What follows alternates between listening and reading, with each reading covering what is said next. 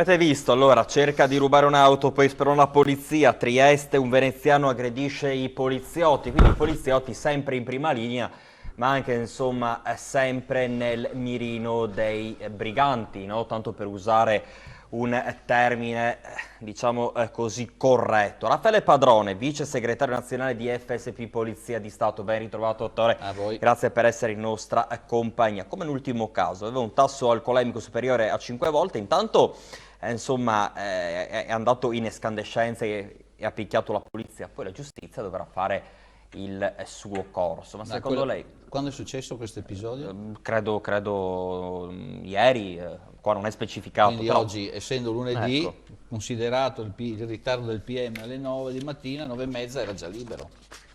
Complimenti.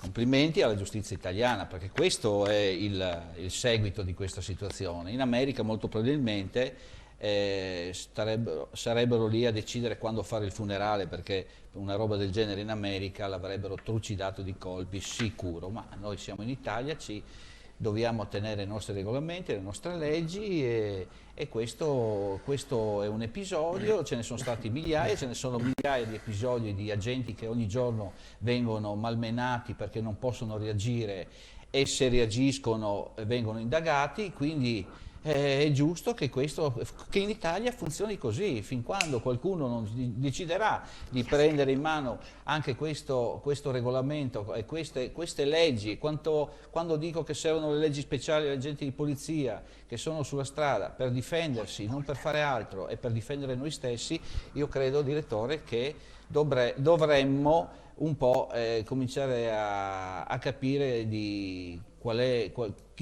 ci governa deve capire soprattutto che se vuole mettere mano alla sicurezza deve mettere in mano anche a queste piccole cose che succedono quotidianamente nelle nostre strade, direttore. Senta, invece, cambiando argomento, ne avevamo già parlato, no? Magari qualche mese fa, ma adesso è tornata in auge la proposta, fregate, Sì, ho di visto schedare i poliziotti, ho no? visto la vostra domanda. Allora, numero identificativo nei pensavo gilet. mi parlasse delle pattuglie miste, insomma. No, ma arriviamo dopo Sì, a prego. quelle gilet, insomma, col numero identificativo, caschi, manganelli, insomma, tutti identificati, no? Ma io dico, A me mi fa ridere per queste quale cose. motivo? Ma mi fa ridere, guarda, torniamo al solito discorso, mi fa ridere una situazione del genere in Italia, l'avevo spiegato più volte, cioè noi in una manifestazione dobbiamo essere schedati, cioè le forze dell'ordine vanno a fare ordine pubblico in piazza e devono essere schedati. Cioè, ma non ho mica capito, veramente si sono invertiti i ruoli tra i delinquenti o i manifestanti o i poliziotti. Io qua in sala ho visto il parterre, che poi apparirà, c'è un segretario del Movimento 5 Stelle. Beh, io spero che segretario è un consigliere, dai. Consigliere, segretario, non so se anche della zona, non lo so, comunque. Al di là della sua nomina, io credo che lui non possa pensare a una roba del genere. Probabilmente seguirà delle regole generali di quello che è il suo movimento, però io ne avevo già parlato a suo tempo, 2 anni fa, si ricorda di Battista, mi pare che avesse sparato questa fesseria, per non dire qualcos'altro, perché siamo in orario protetto, ma cioè, è possibile, io devo identificarmi. Cioè, veramente si sono invertiti i ruoli. Se qualcuno mi dice che è giusto che la polizia vada col numero identificativo, ho detto, ci sono delle telecamere in ogni servizio di ordine pubblico. Benissimo. Guardate che il nostro questore, qualsiasi questore d'Italia, sa chi è in servizio in quel momento. Non sono io che devo giustificarmi se arrivo col mio elmetto in testa. No, ma se qualcuno poi la cita in tribunale... benissimo. Allora, ha visto i vari casi che sono successi, certo. Purtroppo è il poliziotto sempre infatti che l'ho detto prima per e poi finisce in tribunale. Ma l'ho detto prima per un altro episodio. Chi la querela deve sapere chi deve querelare, no? In Italia i ruoli si sono invertiti. Scusate, allora è stato detto che alle manifestazioni tutti possono partecipare perché democraticamente tutti hanno il diritto di protestare. Va bene?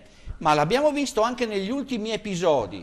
A Roma, quando hanno fatto lo sciopero e l'occupazione dei metro, che chi doveva entrare non poteva entrare, e ci sono presentati 2 agenti del reparto mobile di Padova 2 armadi 6x6, erano enormi, senza indossare il casco protettivo, senza usare manganelli, senza usare nulla, solo con la forza delle mani hanno buttato per terra 2-3 persone. Di 2-3 persone, uno, guarda caso un onorevole, che sembrava, dalle riprese, sembrava morto, perché era caduto per terra, morto. Bene, il ministro dell'Interno, presentato una settimana prima, ha chiesto se la polizia si era comportata bene. Ma questi sono le persone che ci comandano.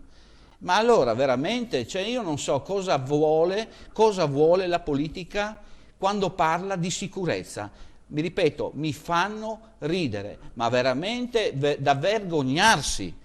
Parlare di sicurezza e indagare se la polizia, con i filmati, meno male, grazie a Dio, ci sono i filmati che hanno ripreso tutta l'azione di intervento della polizia. Per fortuna, perché altrimenti i suoi 2 colleghi avrebbero magari passato 5 minuti non positivi. Ma sicuramente, e poi sa benissimo, l'ho detto, 2 sanzioni disciplinari, una all'interno e una in tribunale, quindi una civile. Quindi, e forse anche con risarcimento danni. Sì. Quindi lasciamo perdere la vergogna che c'è, certo, nella nostra politica quando parla di sicurezza. Ho visto la domanda che proponete, altra discussione appunto, che ha merito di 3 ore, non di 30 secondi. I colleghi della carta stampata del Messaggero di Roma dicono il successo delle pattuglie. Ma quale successo? Rivedete le vecchie, lei può rimettere in onda le mie trasmissioni, ma quale successo? Che lo stesso capo della polizia aveva detto che non era stato un successo. Bene, la notizia segue, allora non abbiamo agenti da mettere in strada e li abbiamo dovuti togliere 4 giorni su 7 per metterli alle pattuglie miste in retro, chiaramente in retro, come si chiama, confine, perché chiaramente non ci sono più, con Schengen non ci sono più questi confini, quindi 4 giorni su 7 li abbiamo tolti dalla strada e li abbiamo messi là. Tant'è che abbiamo dovuto noi andare da qua, andare lì, a coprire il buco di quelli che da lì erano andati, da Trieste, erano andati a fare le pattuglie. Mi sembra come quel film, no? Che non mi ricordo neanche il titolo, che prendevano gli elettori da una parte, appena l'assessore si voltava andavano da un'altra parte. Sempre quelli erano. Allora mi fanno sorridere, perché lo stesso capo della polizia aveva detto che non era risultato, non serviva neanche il signor capo della polizia, bastava vedere, leggere i giornali quante persone entrano dalla linea dei Balcani. E io avevo detto, ma non sarà tanto che ne abbiamo parlato in merito a altre cose, però guardate quante persone passano ogni giorno nella linea dei Balcani, eppure ci sono le pattuglie miste. Allora adesso bisogna intensificarle. Ma come le intensifichiamo se nessun governo ha pensato, e sono venuti qua fiori di ministri, a prendere e a portare gente, intendo dire a trasferire persone nella nostra regione per metterli là?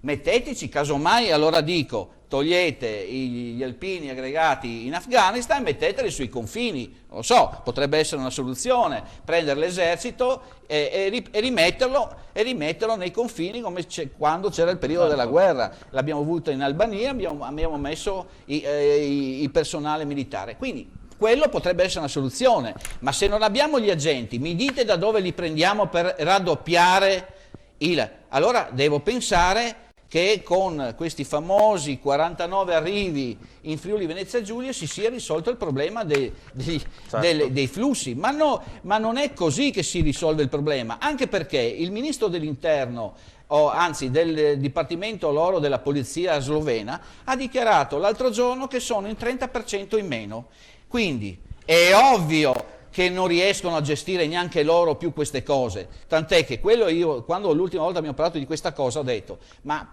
signori miei, non è che arrivano con gli aerei in Slovenia e dalla Slovenia passano qua. Quanti confini passano questi? E nessuno li vede?